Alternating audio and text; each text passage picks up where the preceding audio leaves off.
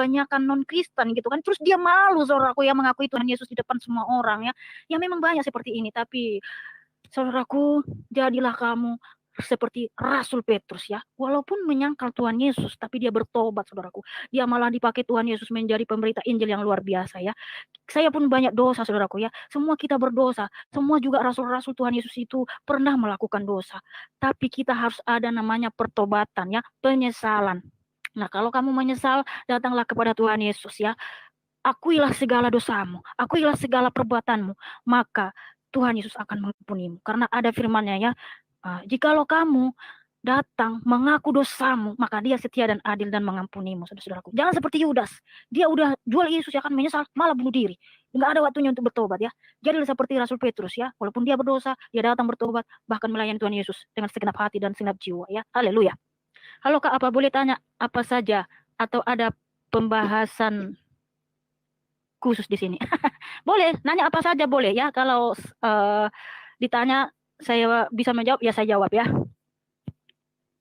Ya, bagaimana One Way? Mikana, boleh bertanya nggak Mikana? Ya, silakan abangku. Ya, Yesus kalau bisa itu, saya jawab. Apakah Yesus itu Tuhan? Apakah Yesus itu Tuhan? Ya, kalau itu jangan ditanya lagi, saudaraku ya. Dari dulu dia adalah Tuhan ya. Sebab ada firman-Nya. Kenapa Yesus berkata, aku akan pergi kepada Bapakku dan Bapakmu, Allahku dan Allahmu. Oh, ya. God. Yesus punya Bapak, Yesus punya Allah. Ya, oke ya. Jadi di Yesaya 48, saya baca dulu ya, saudaraku ya. Yesaya 48 ayat 12 ya. Dengarlah aku, hai Yakub, dan engkau Israel yang kupanggil. Akulah yang tetap sama, akulah yang terdahulu, aku juga yang terkemudian ya. Ini adalah firman Tuhan Yesus Kristus kepada Nabi Yesaya. Dari mana kita tahu ya? Dia berfirman kepada Rasul Yohanes ya. Sebentar dulu. Wahyu 22 ayat 13. Akulah Alfa dan Omega, akulah yang terdahulu dan terkemudian, akulah yang awal dan yang akhir. Ya, itulah Tuhan Yesus Kristus. Ya. Apalagi saudaraku, One Way? Enggak, gini pertanyaannya, Yesus punya Allah. Buktinya kan aku akan pergi kepada Bapakku dan Bapakmu, Allahku dan Allahmu. Apakah ada Tuhan mempunyai Tuhan? Ya, memang Yesus Kristus itu akan pergi ke surga ya, kepada Bapaknya di surga. Jadi tidak ada yang salah. Ya kalau dia itu Bapak, kenapa dia akan pergi kepada dirinya sendiri gitu? Ya, ya tidak apa-apa, kan pulang ke surga atau pulang ke rumahnya. Kan tempatnya di surga. Yesus, aku akan pergi kepada Bapakku, berarti dia punya Bapak, Allahku dan Allahmu, dia punya Allah gitu, dia punya Tuhan. Iya, Bapak itu, iya. Benar. Ya. Terus apa masalahnya? Ya masalahnya Anda bilang Yesus Tuhan, masa ada Tuhan mempunyai Tuhan? This is the problem. Ya. Nah, itu bukan problem kamu yang tidak paham, karena kami percaya Allah Tritunggal ya. Tuhan Tritunggal, yaitu Bapa, Putra, dan Roh Kudus. Nah, Putra ini akan kembali kepada Bapa, yaitu ke dalam kerajaan surga. Jadi tidak ada salah toh. Kan sang Putra telah selesai melakukan. Oke, saudaraku kan gini, Sang Putra telah selesai melakukan misi penyelamatan. Nah, saatnya dia kembali ke surga, dia naik ke surga, saudaraku, gitu. Pertanyaan saya, aku akan pergi kepada Bapakku dan Bapakmu, Allahku dan Allahmu. Yesus punya Allah. He's not God. Terus Jesus have a God. Ya, di situ dia pulang kepada Bapa. Terus masalahnya apa? Kan saya sudah bilang kami percaya Bapa, Putra, Roh Kudus. Nah, Sang Putra pulang ke surga, yaitu dia duduk kembali memerintah ya, bertahta kembali. Terus masalahnya apa, bro? Masalahnya apakah ada Tuhan mempunyai Tuhan? Halo. Apakah Tuhan mempunyai Tuhan? Ya, terima kasih. Tuhan yang menciptakan ruang dan waktu, apakah mungkin Tuhan terjebak dalam ruang dan waktu? Yesus itu terjebak dalam ruang dan waktu loh. Dari mana dia jadi Tuhan? Kok bisa terjebak? Kau kan percaya kalau Tuhan itu tunggu. Dia human being like me. Dia tuh manusia seperti saya. Stop. Manusia itu terjebak ruang dan waktu. Hello, ya stop. Tadi sudah saya jawab. Ada pertanyaan yang lain, silakan. Oke, ada pertanyaan yang lain. Yes, inti dari gospel adalah tentang kerajaan surga dan hidup kekal. Yesus telah berkata dalam Yohanes pasal 17 ayat 3. Apakah hidup kekal itu, kata Yesus? Bahwa hanya ada satu Allah yang benar, one and only, dan Yesus Kristus yang engkau utus. Nah, Yesus sudah memberikan petunjuk tentang surga itu. Kenapa Anda malah menuhankan Kristus? Lantas kenapa Tuhan capek-capek jadi manusia? Hanya ada satu Allah yang benar. Oke, diam dulu semua. Ya. Lantas kenapa Tuhan capek-capek jadi manusia? Kenapa dia tidak menurunkan utusan saja? Dengarkan saya ya, saya di sini host, tolong diam, saya mau baca ini ya. Jadi orang Muslim sering comot-comot ayat Yohanes 17 ayat 3 karena dia pikir di sini Allah itu adalah Allah Subhanahu wa taala, tapi ini bukan Allah Subhanahu wa taala ya, tapi ini adalah Elohim ya. Oke, jadi lai ini memang menerjemahkannya ke dalam bahasa Indonesia Allah, tapi bahasa aslinya di situ adalah Elohim ya.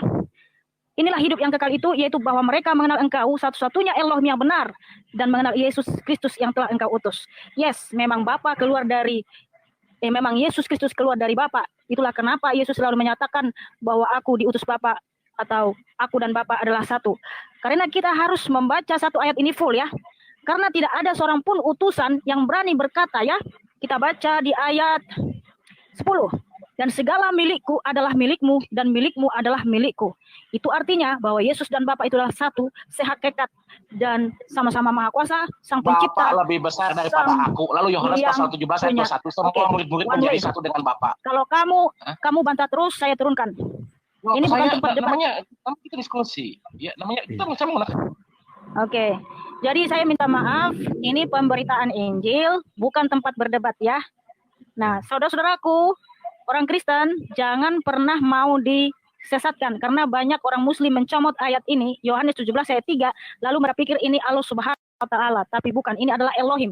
Elohim itu jamak ya, yaitu Bapa, Putra, Roh Kudus ya. Nah, di sini kita harus membaca semua perikop ini. Karena di perikop ini Yesus menyatakan juga segala milik Bapa adalah milik Tuhan Yesus Kristus ya. Nah, siapa yang berani berkata seperti itu kalau dia hanya utusan? Artinya Yesus dan Bapa adalah satu. Makanya di Yohanes 14 ketika Filipus bertanya, siapakah Bapa? Tunjukkanlah Bapa itu kepada kami.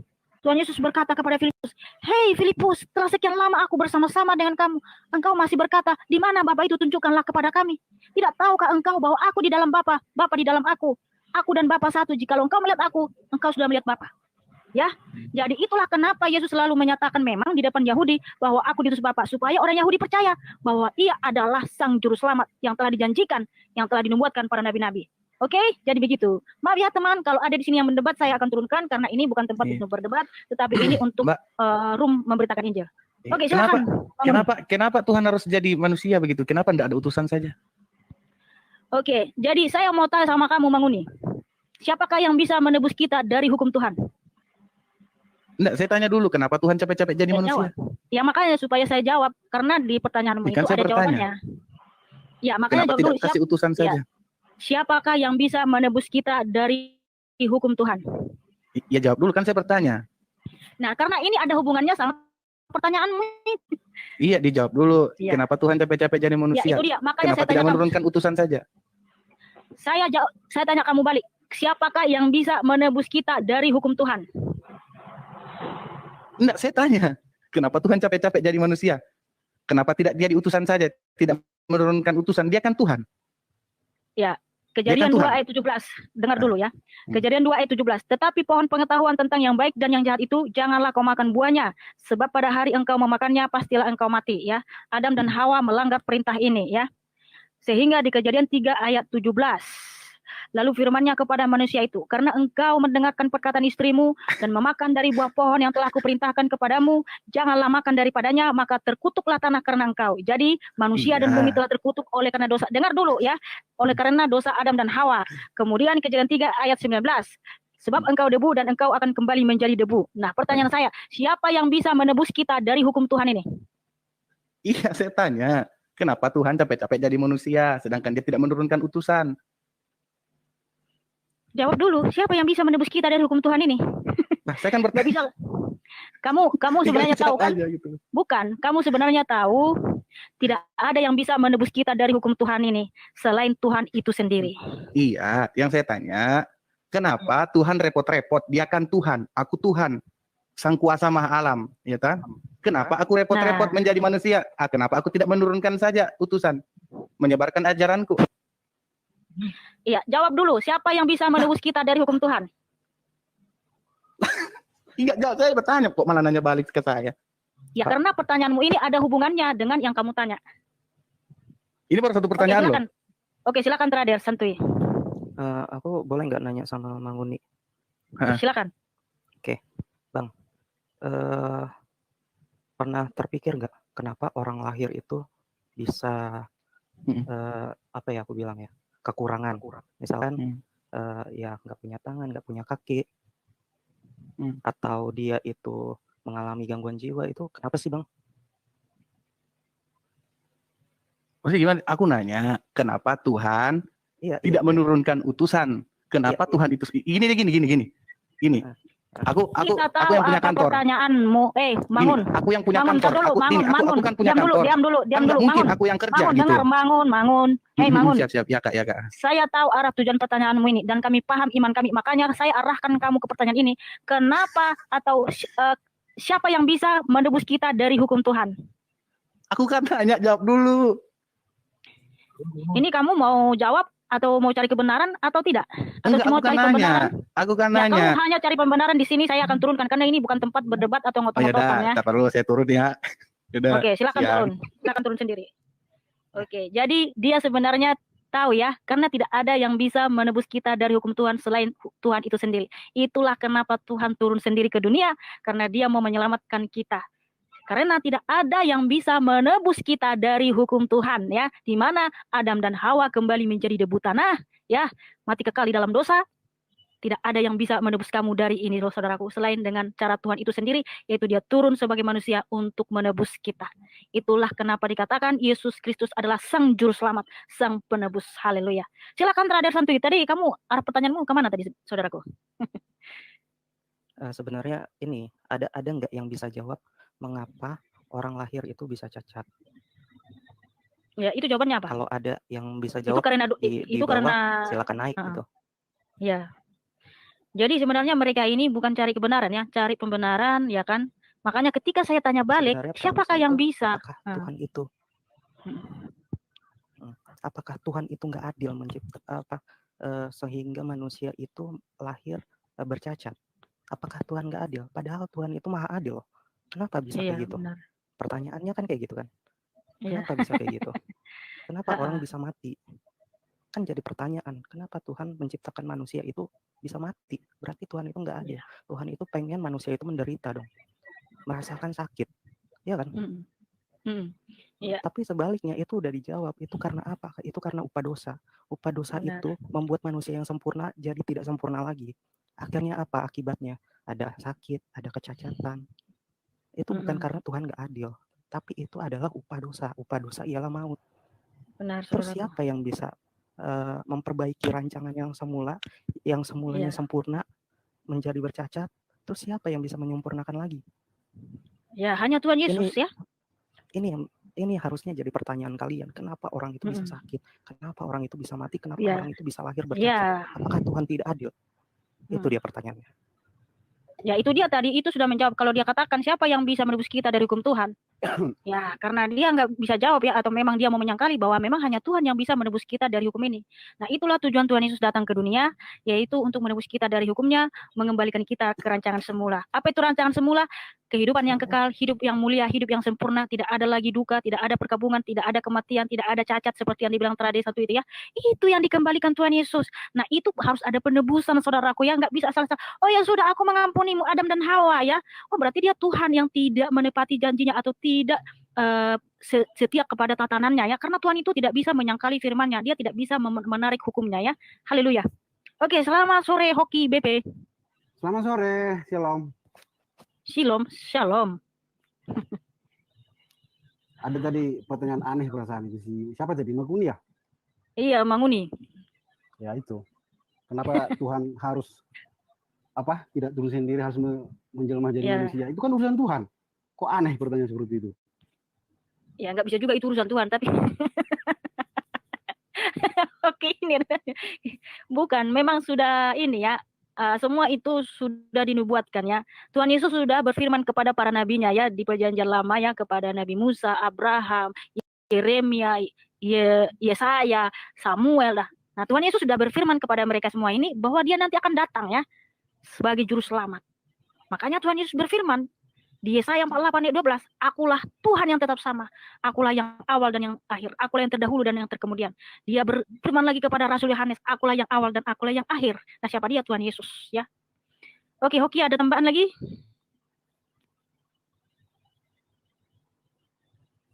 Ya silakan Hoki. Ya, halo. Iya, bagaimana saudaraku? Ya, dia pertanyaan tadi itu sebenarnya suatu pertanyaan yang nggak ada referensinya dengan apa yang mau dibahas kan gitu. Dia juga nggak nyadar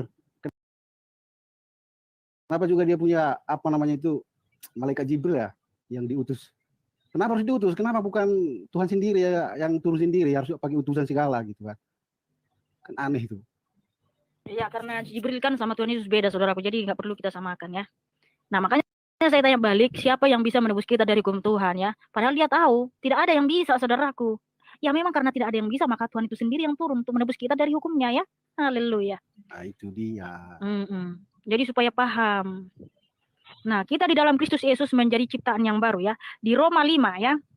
Sebab itu sama seperti dosa telah masuk ke dalam dunia oleh satu orang dan oleh dosa itu juga maut. Demikianlah maut itu telah menjalar kepada semua orang karena semua orang telah berbuat dosa. Nah, oleh karena dosa Adam dan Hawa lah maka semua orang mengalami kematian. Seperti yang dibilang tadi Santuy tadi, ada yang cacat, ada yang menderita, ada yang miskin, ada yang sengsara. Ya semua itu akibat dari dosa. Ya, kita telah terpisah dari kemuliaan Tuhan ya. Jadi Kejadian 2:17 itu adalah mati di situ, mati secara rohani dan badani. Secara rohani kita terpisah dari kemuliaan Tuhan, secara badani kita kembali menjadi debu tanah ya. Hidup manusia sengsara, menderita saudaraku. Nah, itulah kenapa Tuhan Yesus turun ke dunia untuk mengembalikan kita ke rancangan semula, yaitu hidup yang kekal. Makanya di Wahyu 21 ya, ketika nanti Tuhan Yesus datang ya untuk membangkitkan semua orang yang mati ya, itu Yohanes 5 ayat 27 sampai 29 ya, bahwa setiap orang yang mendengar suaranya di dalam kuburan akan bangkit. Orang yang percaya kepada Tuhan Yesus ya akan dibangkitkan untuk dibawa kepada kehidupan yang kekal, itu ke dalam surganya Tuhan Yesus. Nah, sementara yang jahat, yang mengeraskan hati, yang menyangkal kasih karunia keselamatan dibangkitkan untuk dihukum. Karena apa? Nanti akhir zaman Tuhan Yesus datang bukan lagi untuk melakukan misi penyelamatan, tetapi sebagai hakim adil ya. Karena penebusan itu atau penyelamatan itu sudah dilakukan 2000 tahun yang lalu. Makanya di Wahyu 21 ya, di situ dituliskan Yerusalem yang baru ya. Di sana tidak ada lagi duka cita, perkabungan, maut, kematian, kesengsaraan, hidup cacat dan lain sebagainya, tidak ada lagi saudaraku. Ya, karena kita sudah di surganya Tuhan Yesus. Bahkan bulan dan matahari tidak ada lagi di sana. Di sana itu hanya kasih terang Tuhan Yesus yang menyinari kita. Kita berbahagia di sana bersama Tuhan Yesus. Tidak ada juga di sana kawin mawin ya. Tidak ada di sana, maaf kata ya, hubungan intim duniawi bersama banyak istri-istri, tidak ada itu saudaraku ya. Itu surga Tuhan Yesus, itu kudus mulia agung ya. Jadi itulah yang dikembalikan Tuhan Yesus ya saudaraku, supaya kita hidup dalam kemuliaan Tuhan, kita bersama dengan Tuhan Yesus, hidup bahagia, tidak ada maut, tidak ada penderitaannya saudaraku ya. Haleluya. Oke, ada tambahan terakhir Santuy? Udah Kak, palingan itu aja. Terima kasih Kak. Ya, terima kasih saudaraku, sama-sama ya. Tetap semangat terhadap Santuy. Jangan sampai kamu nanti tergoda dengan perempuan cantik yang beriman ya. Kamu harus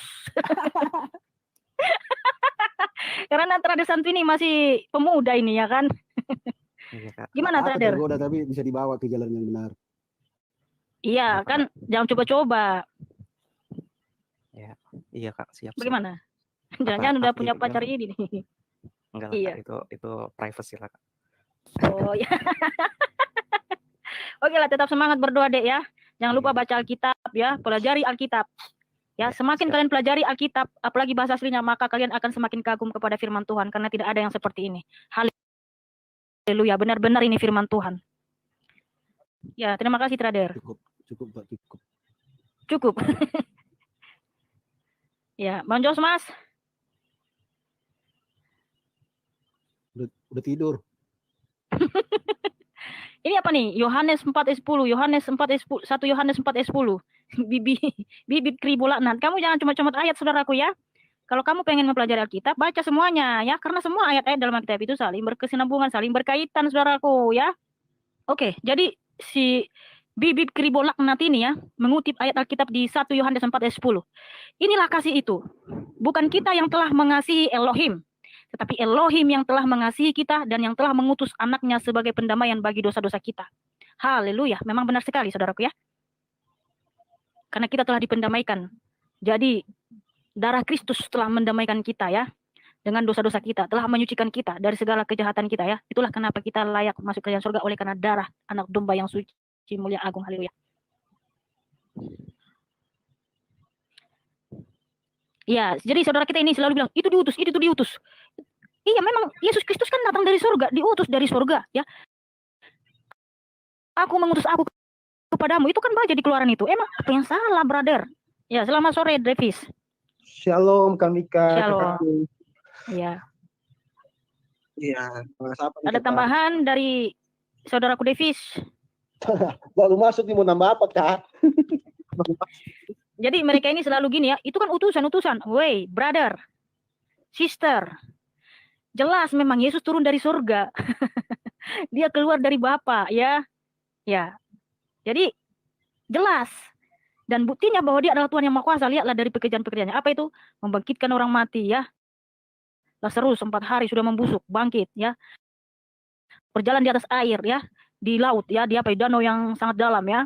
Terus kemudian membangkitkan banyak orang mati dan lain sebagainya, banyak mujizat. Itu tandanya bahwa dia adalah Tuhan yang Maha Kuasa, ya. Begitu, saudaraku. Oke, Davis. Bagian kan sudah jelas bahwa Yesus adalah Tuhan itu sendiri.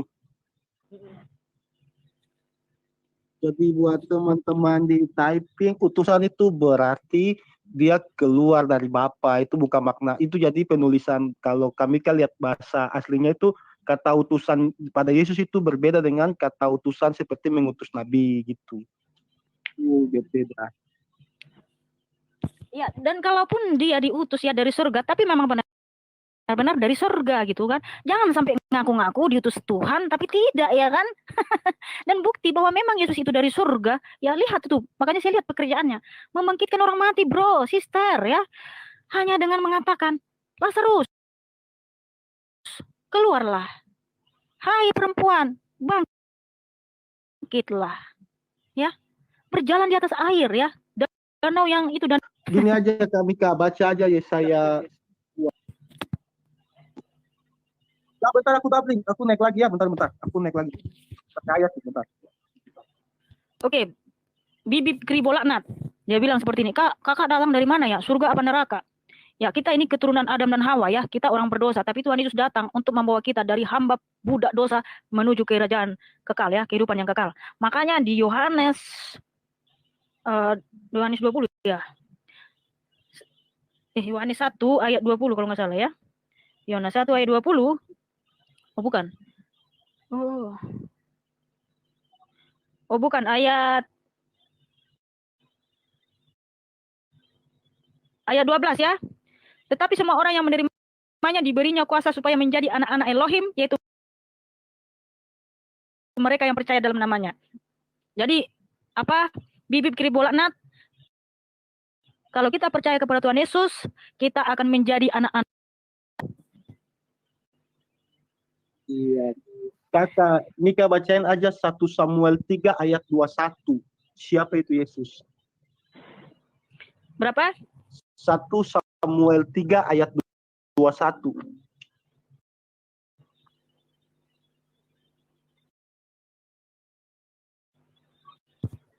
Satu Samuel 3 ayat 21 ya. Dan Tuhan selanjutnya menampakkan diri di Shilo, sebab ia menyatakan diri di Shilo kepada Samuel dengan perantaraan firman-Nya. Firman-Nya dia sendiri. Nah, Yesus kan adalah firman itu sendiri. Nah, makanya Yesus kan selalu mengatakan bahwa tidak ada yang dapat melihat Bapa, tapi anak yang menyatakannya kepada siapa yang berkenan ingin anak nyatakan. Jadi memang firman itu bagian dari diri Yesus, dari Bapa. Gitu loh, Kak. Sama ini, Kak. Bentar, Yesaya 12. Kalau ini lebih jelas lagi nih. Bentar, mana kita tuh? Yesaya. Lanjut dulu kami ke aku lihat ayatnya dulu. Yesaya 12 Ya, aku lupa pasal soalnya.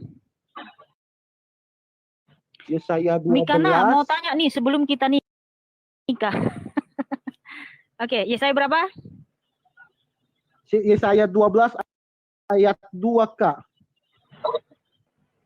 Yesaya 12 ayat 2 dan 3, ayat 2 dan 3. Sungguh Elohim itu keselamatanku. Aku percaya dengan tidak gentar, sebab Tuhan Elohim itu kekuatanku dan mazmurku. Ia telah menjadi keselamatanku. Nah, di Perjanjian Baru Yesus bilang apakah? Jika kamu meminum air yang aku berikan, kamu tidak akan haus sampai selama-lamanya. Karena itu adalah air kehidupan. Itu di Yohanes 4 ya, kita baca ya.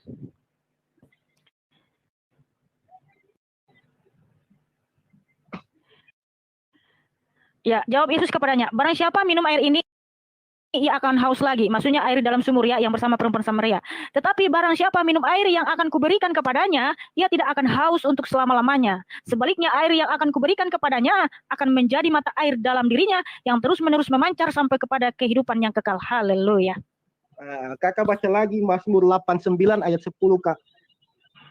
Mazmur 89 ayat 10.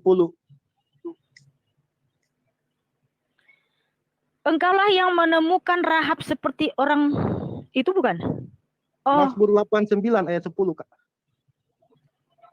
punya mula langit, punya mula juga bumi. Dunia serta isinya engkaulah yang mendasarkannya. Hah? Itu bukan? Bentar, coba aku lihat di sini bentar. Mas, itu Kakak salah baca. Mazmur 89 ayat 10, Kak. Ayat 10. Iya, Mazmur 89 ayat 10. Engkau memerintahkan kedahsyatan lautan, apabila gelombangnya membumbung tinggi, engkau menenangkannya. Menenangkannya. Ingat waktu. Oke. Engkaulah yang memerintahkan kecongkakan laut, pada waktu naik gelombang-gelombangnya, engkau juga yang meredakannya. Oke, kita baca ya ketika Yesus meredakan air laut, gelombang air laut ya, haleluya.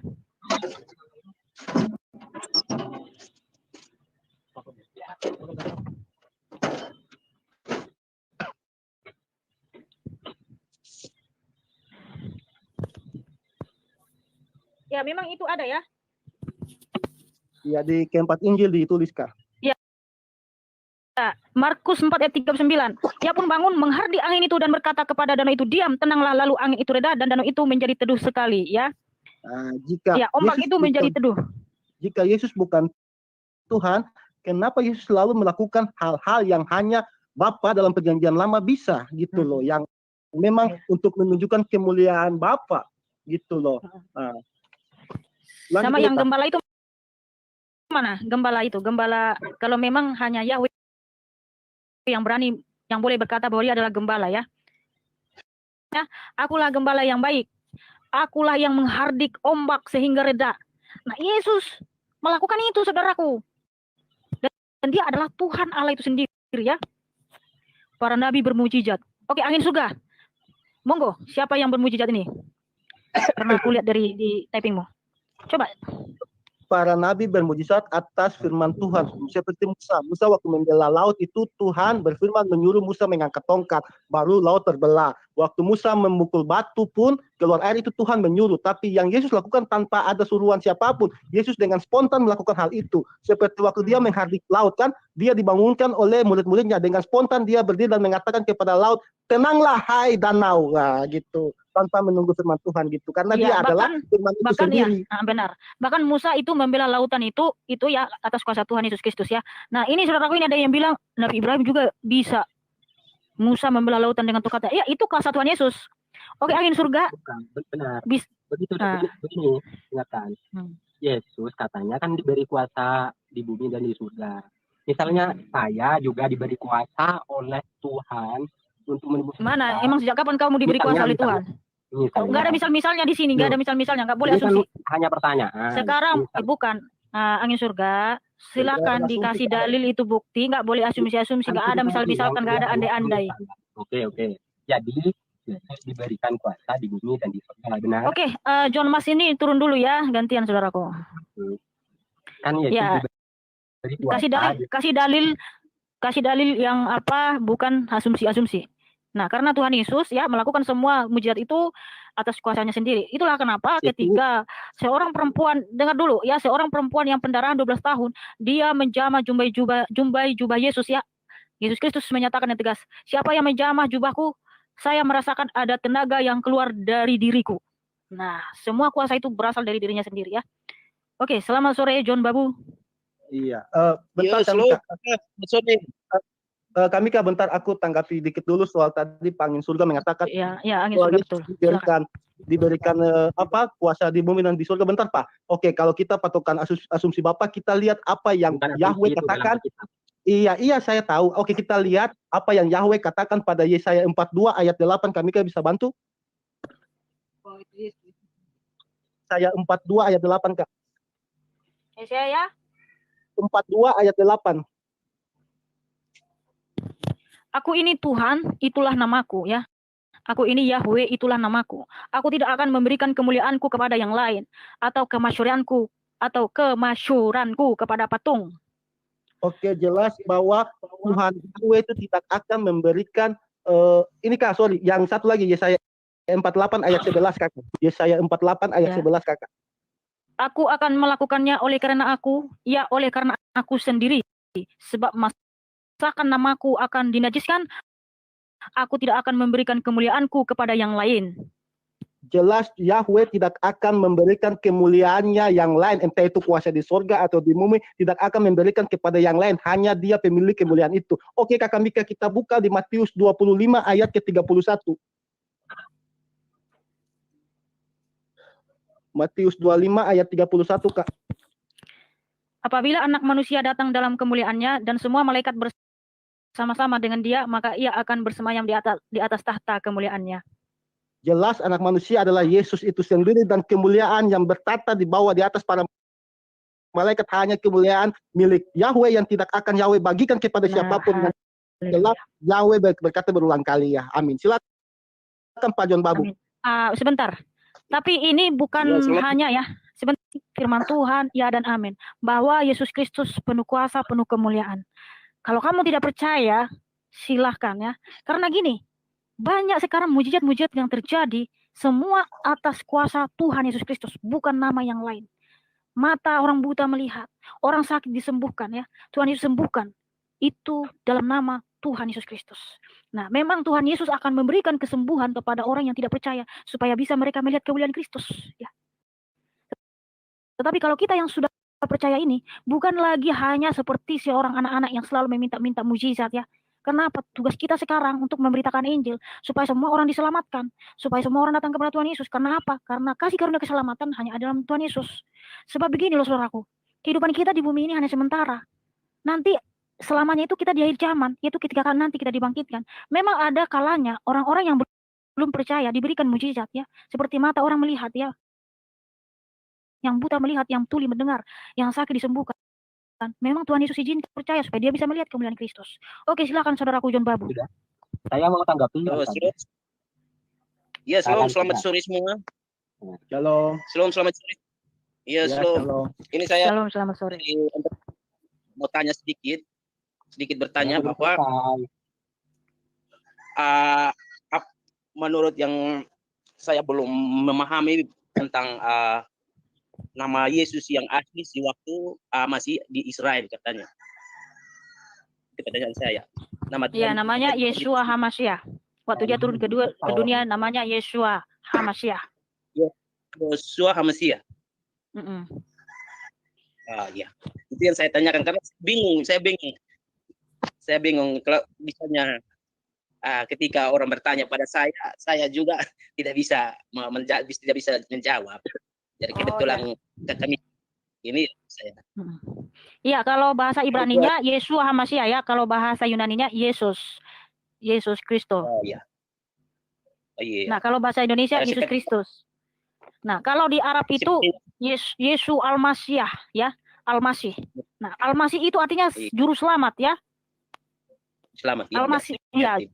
Al-Masih itu artinya juru selamat, sang Mesias ya, juru selamat yang gimana, yang menyelamatkan kita dari dosa. Makanya Tuhan Yesus berfirman ya, kalau kamu tidak percaya bahwa akulah dia, kamu akan mati dalam dosamu ya. Karena apa? Hanya Tuhan, hanya sang juru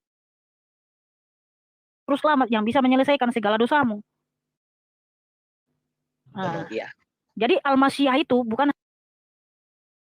hanya sekedar nama ataupun yang disematkan kepada Yesus Kristus, kepada Yesus, itu artinya sang Mesias atau juru selamat yang menyelamatkan kita dari kutuk kematian kekal, yang menyelamatkan kita, yang menebus kita dari hukum Tuhan gitu ya.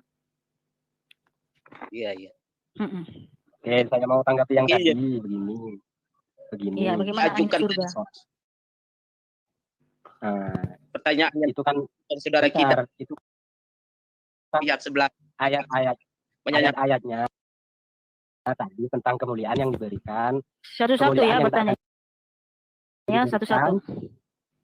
Kemuliaan yang tak ada diberikan kepada lainnya. Nah, seperti kisah Adam itu kan di surga sebelum dosa itu punya kemuliaan Tidak ada ayat. tidak melihat kelaminnya. Maaf ya bentar, ya kita punya dua perbedaan sini Pak. Taman Eden di Kristen itu di bumi bukan di surga Pak. Jadi jangan Bapak membawa keimanan Islam untuk bertanya tentang Alkitab Pak. Adam tidak bisa melihat alat kelaminnya waktu itu. Kata siapa tidak bisa lihat? Ada ayatnya Pak? Sebelum baca-baca dari awal. Nggak ada di Alkitab Pak, nggak ada. Sudah dibilang Itu kan itu asumsi Bapak melalui keimanan Bapak. Di Alkitab nggak ada tertulis Adam tidak bisa melihat kemaluannya, tidak ada Pak. Itu yang melihat adalah sesudah mereka melakukan dosa dalam Alkitab. Tidak ada ayatnya dalam Alkitab sebelum melakukan dosa Adam tidak bisa melihat kemaluannya Pak. Bisa melihat. Tidak ada ayat Alkitab yang mengatakan sebelum berbuat dosa Adam tidak bisa melihat kemaluannya Pak. Bentar, kenapa Adam itu waktu sudah berdosa itu menutupi kelaminnya itu? Kenapa? Karena dalam kitab Kejadian ketika mereka sudah memakan buah terlarang, maka mereka tahu bahwa saat itu mereka telanjang sehingga mereka malu. Mereka malu kenapa?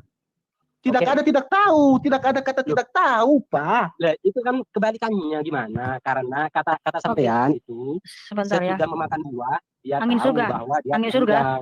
Angin surga. Sebelumnya kok tidak tahu. Halo. Angin surga. Monggo. Oke, terima kasih ya saudaraku sudah naik tadi sudah dijelaskan Davis. Gantian dulu ya karena di sini bukan tempatnya berdebat, tetapi untuk menjelaskan setiap pertanyaan. Ya, gantian dulu gantian ya. Karena angin surga itu di mana-mana udah naik terus ya. Ya gantian dulu saudaraku ya. Terima kasih saudaraku ya. Tidak bisa dipaksakan Pak, keimanan Islam masuk ke dalam kita tidak akan bisa Pak. Kalau bertanya tinggalkan dulu perspektif iman Anda. Iya kan begini bentar kan Pak yang sudah menekankan bahwa ribut. Pak Ais ribut Pak. Ribut. Ribut dulu Pak. Ya ribut, sorry ribut. Pak angin surga itu bahasa Alkitab, tapi beliau memaksakan bahwa perspektif pikiran bahwa sebelum Adam melakukan dosa kan dia tidak bisa melihat kemaluannya gitu. Artinya dia tidak tahu kan di kitab Kejadian mereka memakan buah terlarang sehingga mereka tahu bahwa mereka telanjang. Nah saat itu mereka malu sehingga mereka membuat pakaian dari daun. Tapi Tuhan membuat pakaian mereka dari kulit hewan untuk mengganti pakaian mereka dari daun karena Tuhan mengasihi mereka. Nah sebenarnya itu sudah mulai penggambaran akan ada penebusan oleh darah. Karena ketika Tuhan membuat pakaian dari hewan, harus hewan itu dibunuh dan harus kami sudah mulai penggambaran tentang nanti akan ada pengampunan dosa dengan pertumpahan darah kami gitu. Ya, oke, terima kasih Davis. John Babu, ada lagi yang mau ditanya? Ada Bu, cuma tanya tadi sudah saya ajukan pertanyaan saya kan memang saya bingung yang tentang nama Yesus nama aslinya waktu itu. Tapi saya sedikit ini mungkin saya sama dengan Bang Davis waktu tadi itu untuk menjawab pertanyaan yang tadi itu. Masa kok pertanyaannya masa Adam waktu telanjang baru dia mengetahui bahwa dia itu seorang laki-laki. Loh, Allah kan membentuknya itu. Tuhan Allah membentuk pertama kan seorang laki-laki, tentu dia tahu bahwa saya ini pria. Jadi Allah membentuk ambil tulang rusuknya dan membentuk seorang wanita bagi dia. Begitu. Ya, oke. Udah Pak, enggak usah tanggapi Pak. John Babu tetap semangat ya. Akhir-akhir ini akan terjadi banyak penyesatan. Memang tadi seperti yang ditanyakan John Babu ya, siapa nama Yesus secara bahasa Ibrani. Nah, kalau kita memang lihat terjemahan ILT 3 ya. Nah, kalau kita lihat ILT 3 itu memang ditulis Yeshua HaMashiach. Nah, Tuhan pun di sini ditulis Yahweh dan Allah di sini tidak ada, tapi Elohim ya. Nah, saya justru lebih suka kalau Lai itu menulis atau menerjemahkan Yahweh ya, tetap Yahweh dan Elohim ya, Elohim gitu kan, sama Yeshua HaMashiach. Karena di sini ditulis Allah ya kan. Jadi orang sebelah sering ngutip ayat-ayat ini. Nah, lihat tuh bahwa Yesus itu utusan Allah kami ya kan. Jadi jelas ini penyesatan ya kalau sampai dituduh seperti itu. Karena apa? Karena Allah Subhanahu wa taala tidak sama dengan Yahweh ya. Itu berbeda ya, teman-teman. Nah, supaya teman-teman di sini orang Kristen jangan sampai mau disesatkan ya. Tidak pernah Yesus menyuruh untuk menyembah ilah-ilah lain atau Allah-Allah lain, tetapi Tuhan Yesus menyuruh dia menyembah dalam roh dan kebenaran, menyembah Bapa, Putra, Roh Kudus ya, dan juga membaptis semua orang di dalam namanya, yaitu Bapa, Putra, Roh Kudus. Dan juga Yesus tidak pernah beragama Islam atau Muslim atau beragama yang lain. Bahkan Yesus tidak datang untuk membawa agama, dia justru tidak punya agama, tapi dia mengikuti tradisi orang Yahudi waktu turun ke dunia ya. Jadi jangan sampai saudara-saudaraku orang Kristen disesatkan ya, hati-hati. Belajar dengan baik ya. Kalian harus cerdas sebagai orang Kristen ya. Jangan mau dibodohin orang lain. Apalagi anak-anak kalian ya, ajarin anak-anak kalian dengan baik.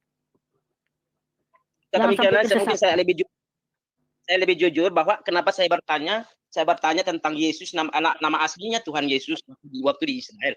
Itu kan saya pernah dibimbing satu anak Tuhan. Di dalam doa kita tidak perlu kita mau menyebut nama Yesus, tapi harus sebutnya nama aslinya Tuhan Yesus. Nah, itu yang dia sampai saat saya bertanya ke kakak ini. Wih, pakai listrik. Iya, begini Pak John Bagus. Nama Yesus, nama Yesus itu tetap punya kuasa jika kita menuju kepada seseorang, yaitu dia yang telah mati di kayu salib untuk menebuskan dosa kita, Pak. Karena di Indonesia pun orang-orang pendeta dapat mengusir setan, roh jahat dengan menyebut nama Yesus.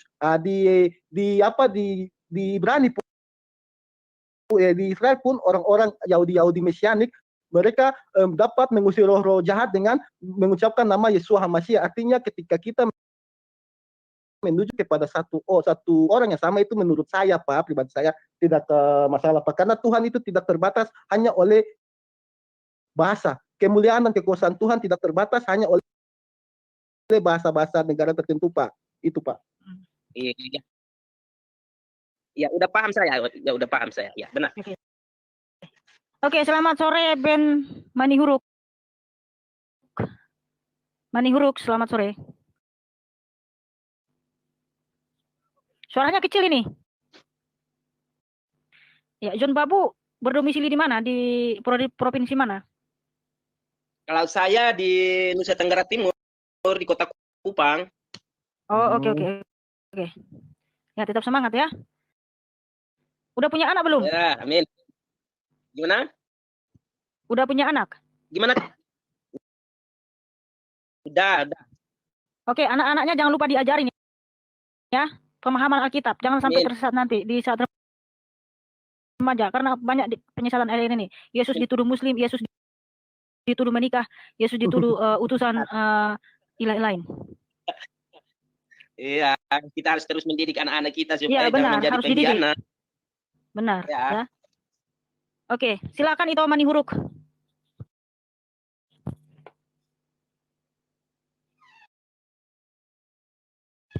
Suaranya masih belum kedengaran ini.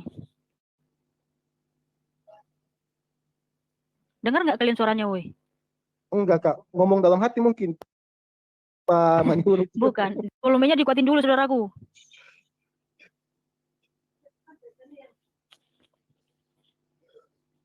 Mbak Mikana lebih muda dari makasih Wafi ya. Tes. Nah, mantap Pak. Ini baru dengar ya. Oh. Gini. Kan selama itu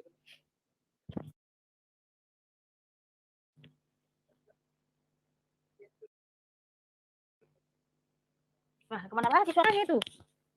Hilang. Lagi bikin jari. Aduh, kuatin suaranya itu. Kenapa bibip kribo? Bibip kribo laknat. Namanya kok laknat sih udah. Gini Kak.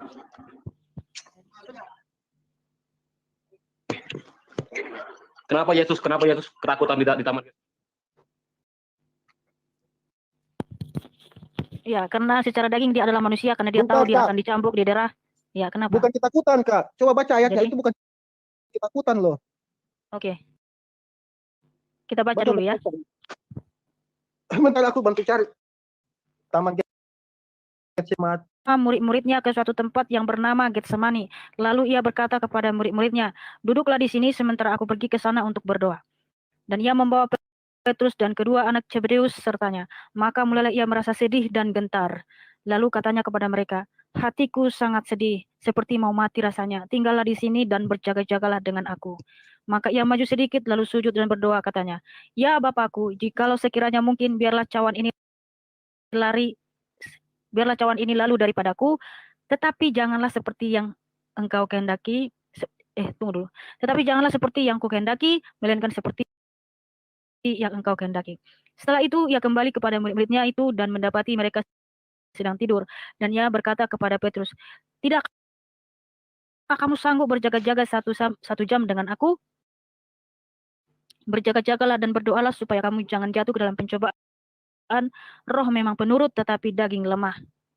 Lalu ia pergi untuk kedua kalinya dan berdoa katanya, ya Bapakku, jikalau cawan ini tidak mungkin lalu, kecuali apabila aku meminumnya, jadilah kehendakmu. Dan ketika ia kembali pula, ia mendapati mereka sedang tidur, sebab mata mereka sudah berat. Ia membiarkan mereka di situ, lalu pergi dan berdoa untuk ketiga kalinya dan mengucapkan doa yang itu juga. Sesudah itu ia datang kepada murid-muridnya dan berkata kepada mereka, tidurlah sekarang dan istirahatlah. Lihat, ya. Bukan kata ketakutan. Ya. Kakak Mikiana sama Bang Davis, aku pamit lebih dulu ya, mau beribadah. Halo. Iya. Pamit lebih dulu. Beribadah dulu. Jadi,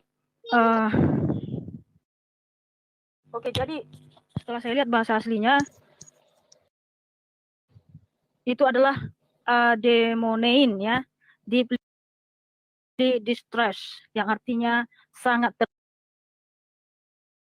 tertekan atau trouble atau keadaan gimana ya, bukan takut tapi keadaan sedih dan sangat tertekan gitu kan. Tertekan bukan karena dia takut menjalani ini, bukan,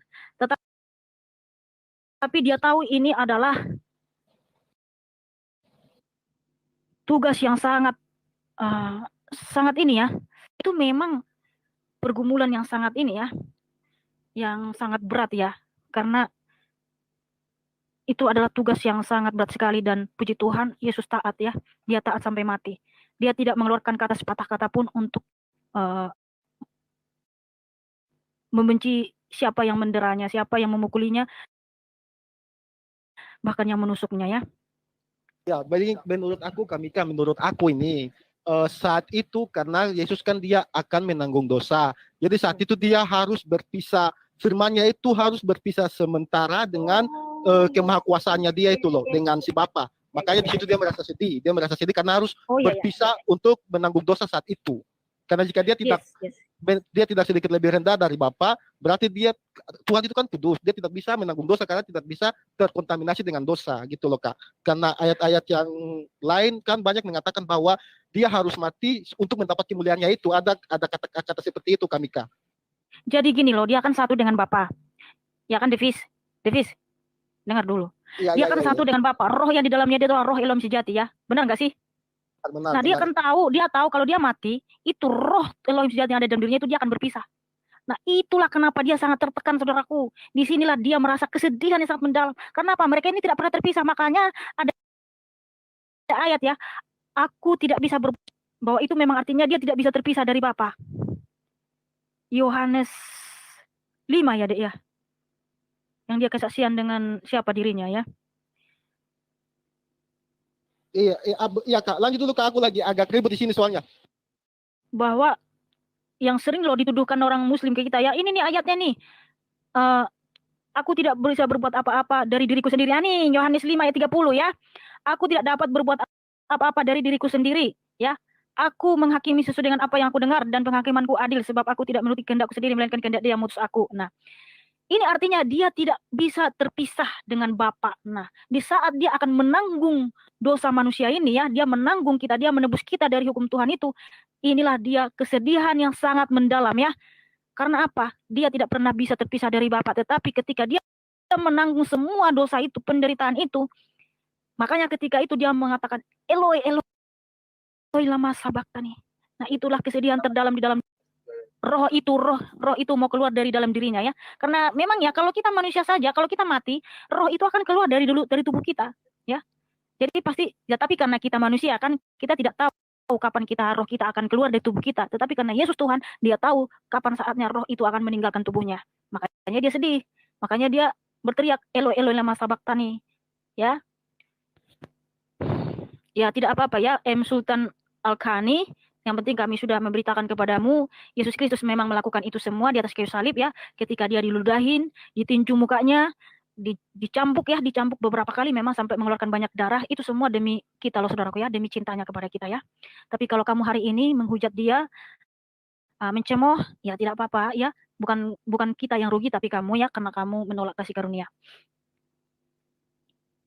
Ya, kalau kamu hari ini mencemooh Tuhan Yesus ya, pemberian kasihnya itu di atas kayu salib 2000 tahun yang lalu kalian mencemooh ya, ya tidak ada bedanya dengan orang-orang di zaman itu yang menyalibkan Yesus ya. Tapi tidak apa-apa saudaraku, kami tetap mengasihimu, kami tidak akan terbawa emosi, tidak akan terpancing ya. Karena apa? Karena kami tahu kebenaran. Dan kalau kamu hari ini menghujat Tuhan Yesus, bilang masa Yesus seperti ini, bla bla bla dan lain sebagainya, ya tidak apa-apa ya. Karena ada juga tertulis ya, salib itu, pemberitaan salib itu memang suatu kebodohan bagi yang binasa ya. Tetapi bagi yang diselamatkan, mereka akan berpikir ya, memang dia tidak bisa menyelamatkan dirinya sendiri ya. Semua manusia itu sudah berdosa saudaraku ya. Kita tidak bisa menyelamatkan diri kita. Yang kamu lakukan itu sudah cukup bisa membuat kamu masuk ke neraka dan tidak akan bisa membuat kamu masuk surga saudaraku. Karena surga itu kudus, mulia, agung. Tetapi oleh karena darah yang suci saudaraku ya, yang bisa menyucikan kita. Karena kita manusia punya darah. Makanya nanti kita dibangkitkan kembali saudaraku ya, dibangkitkan untuk hidup yang kekal atau untuk dihukum juga, dan juga untuk mengembalikan kita ke rancangan semula, menebus kita, menyelamatkan kita. Nah di akhir zaman dia datang sebagai hakim adil, bukan lagi melakukan penyelamatan saudaraku ya, bukan melakukan penebusan lagi, tapi sebagai hakim adil. Haleluya. Selamat sore teologi kontekstual. Selamat sore. Shalom. Iya, shalom. Sama David Davis. Ya, gimana teolog? Gini.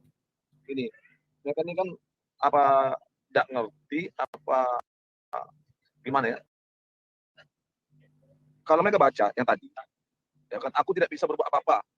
Ya karena memang Yesus itu kan firman-Nya Bapa, oke? Logos-nya Bapa, oke? Yang diutus. Jadi tidak ada orang Kristen yang tidak menolak yang membawa utusan. Iya, memang dia utusan. Gitu loh. Ya kan? Firman Bapa itu diutus oleh Bapa menjadi daging atau menjadi manusia dalam apa? Misi keselamatan, penebusan dosa. Gitu loh. Kan gitu. Itu harus mereka pahami. Ya, yang mengambil wujud manusia itu yaitu Yesus Kristus. Ya dia pasti melaksanakan firman Bapa. Gitu. Apa yang diberitakan Bapa, kan gitu. Makanya apa yang dia lakukan itu ya memang atas kehendak Bapa, gitu. Kan gitu. Ya. Itu yang mereka tidak pahami gitu. Ya kan gitu. Nah, Yesus sendiri juga mengatakan aku keluar dan datang dari Bapa, gitu. Sekarang saya tanya, nabi mana yang berani mengatakan aku keluar dan datang dari Allah? Tidak ada gitu loh. Tunjukkan sama saya gitu. Siapa yang berani mengatakan aku keluar dan datang dari Bapa? Tidak ada yang berani gitu. Tapi Yesus mengatakan aku keluar dan datang dari Bapa. Kenapa? Karena memang dia berasal dari dalam diri Bapa itu. Dialah firman-Nya Bapa. Tuhan itu seperti manusia. Nah, jadi misalnya saya ada di Jawa. Kalau saya pergi ke Bandung, saya pergi ke Kalimantan, berarti posisi saya di Jawa hilang. Mereka lupa bahwa Tuhan itu maha hadir. Yang pertama, bisa berada di berbagai tempat dalam waktu yang bersamaan. Tuhan itu maha kuasa, bisa melakukan apapun yang dia kehendaki. Mereka selalu mempersempit. Kalau kita berdiskusi pada dengan mereka ini, ya kan, mereka tidak bisa membedakan Allah dan Tuhan itu, gitu loh. Allah ya Tuhan, Tuhan itu ya Allah bagi mereka. Kalau di kita beda, gitu loh. Ya kan ada perbedaannya. Allah itu menuju kepada Bapa 1 Korintus 8 ayat 6. Bapa itu siapa? Bapa adalah sumber dari segala sesuatu. Gitu loh. Tuhan itu siapa? Tuhan itu merujuk pada Yesus Kristus. Gitu loh. Di 1 Korintus 8:6 dikatakan bahwa satu Tuhan, yaitu Yesus Kristus, yang daripadanya lah diciptakan segala sesuatu. Kenapa? Karena kalau kita merujuk kepada kejadian, ketika Bapa itu menciptakan dunia ini apa? Dia menciptakan dengan berfirman. Gitu. Kan gitu. Nah, yang kedua begini. Kalau kita memahami kerangka Alkitab dalam Perjanjian Lama, ya kan? Jadi Allah itu sudah berteofani loh kepada umatnya, kepada para nabi. Nah, tetapi teofaninya Allah itu, Sang Firman Bapa itu belum diberi nama Yesus. Makanya dalam Perjanjian Lama itu dia tidak bernama. Baru setelah malaikat Gabriel ngomong kepada Yusuf dan Maria, hendaklah engkau menamakan dia Yesus. Baru ada namanya Firman Bapa itu, yaitu Yesus. Ya kan? Itu siapa? Makanya dalam Alkitab, dalam bahasa Ibrani dikatakan Malah Yahweh. Kan gitu. Malah Yahweh itu merujuk pada firman-Nya Bapa itu. Ketika Abraham bertemu, ya kan, dengan Melkisedek, ya kan, yang tidak berbapa dan tidak beribu. Harinya tak berkesudahan, siapa itu? Tipologinya dari firman Bapa seperti itu. Tapi di dalam Alkitab jelas dikatakan gitu. Nah, sebenarnya ya saudara, di situlah titik letak kemahakuasaan Allah itu. Kalau kita menyatakan bahwa Allah Maha Kuasa, apa sih makna Allah Maha Kuasa? Apakah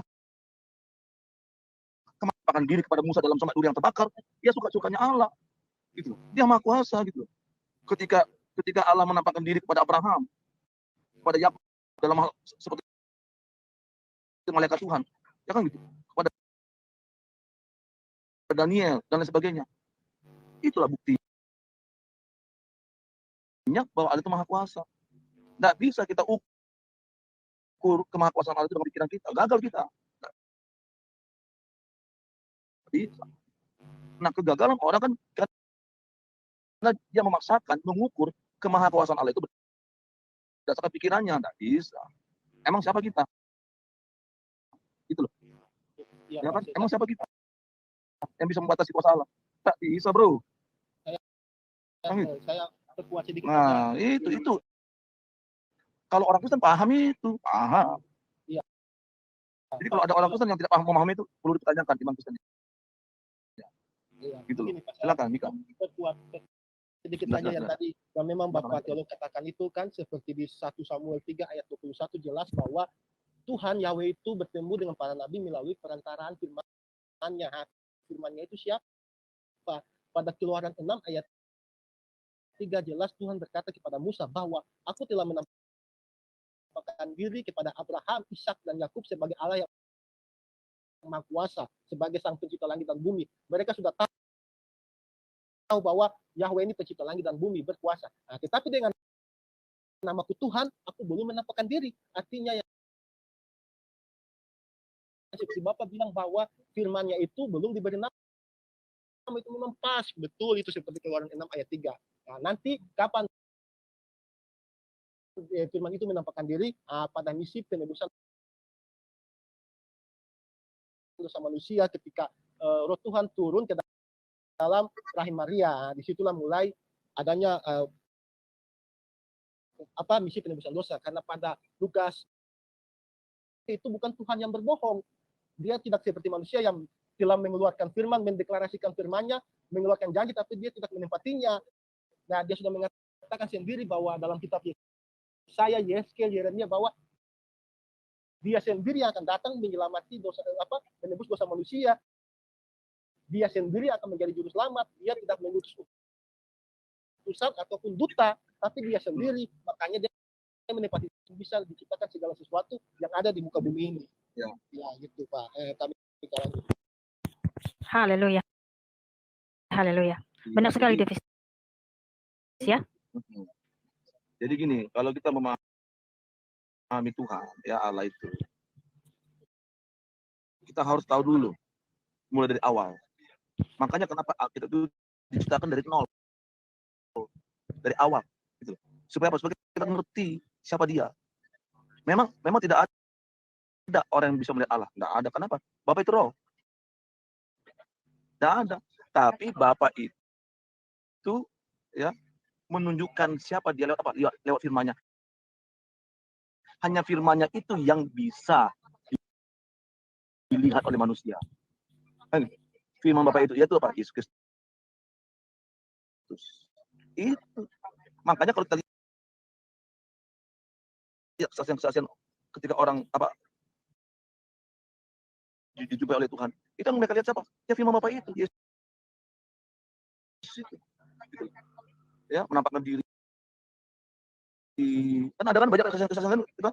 Itu bertemu dengan Tuhan, ya. Ada sosok baju putih, ya. Itu. Kalau Bapa enggak ada soal manusia, itu yang kelihatan itu.